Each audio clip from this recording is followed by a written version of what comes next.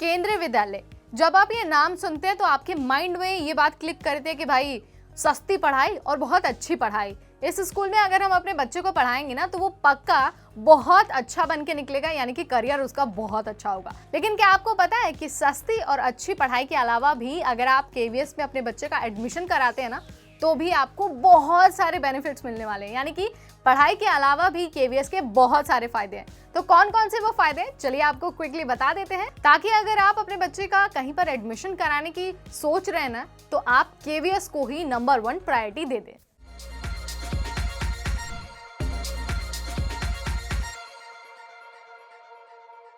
हाय, मेरा नाम है नेहा उपाध्याय और आप सबका बहुत स्वागत है एनबीटी टेकेड पर।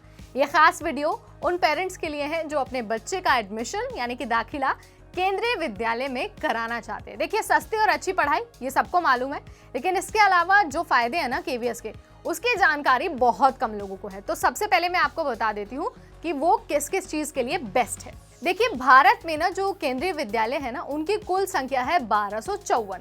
तो देश के हर राज्य में बहुत सारे केवी स्कूल है।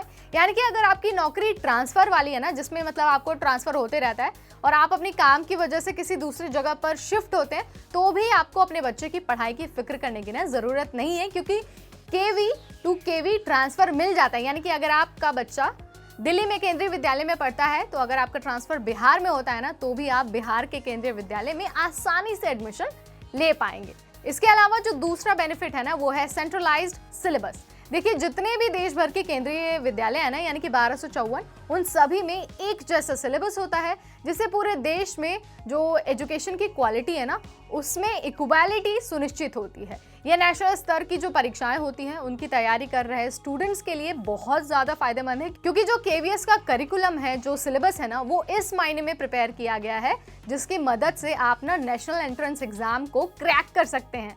तो यानी कि आप किसी भी केवी स्कूल में पढ़िए, आपको सेम सिलेबस मिलेगा, सेम करिकुलम मिलेगा। उसके अलावा किफ़ायती शिक्षा, ये तो हमने आपको बता दिया है कि भाई कम फीस में अच्छी पढ़ाई होगी, लेकिन आखिर फीस कितनी लगती है ये भी तो आपको पता होना चाहिए। देखिए, जो क्लास 1 से क्लास 8 तक के बच्चे हैं ना उनको सिर्फ और सिर्फ 25 रुपये फीस देनी होती है।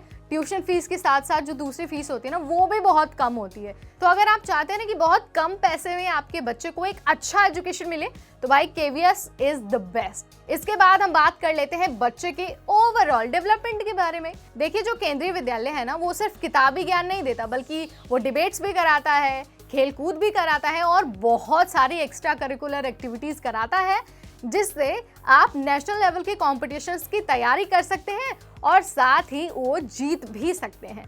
तो अगर आप चाहते हैं कि आपके बच्चे का ओवरऑल डेवलपमेंट भी हो जाए तो बस केवी के रास्ते चलिए और केंद्रीय विद्यालय में अपने बच्चे का एडमिशन करा दीजिए। तो अभी आपने जाना कि फीस और अच्छी पढ़ाई के अलावा केंद्रीय विद्यालय में कौन कौन सी चीजें द बेस्ट हैं।